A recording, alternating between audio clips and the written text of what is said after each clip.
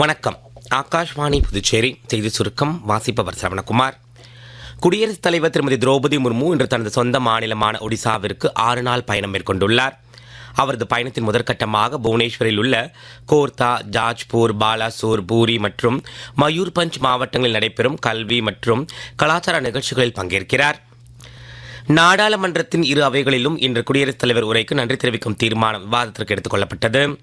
மத்திய அமைச்சரும் பாஜக எம்பியுமான திரு சர்பானந்த சோனாவால் மக்களவையில் இந்த தீர்மானத்தை முன்மொழிந்தார்.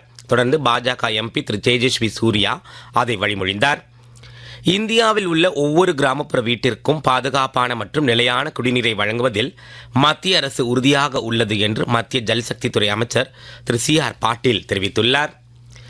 பாரத ஸ்டேட் வங்கியின் தலைவர் திரு சல்லா சீனிவாசுலு செட்டி உலகளாவிய போட்டித்தன்மையுடன் இந்தியாவை புத்தாக்கம் மற்றும் மேம்பட்ட உற்பத்தி மையமாக மாற்றுவதற்கான மத்திய பட்ஜெட் இது என்று கூறியுள்ளார்.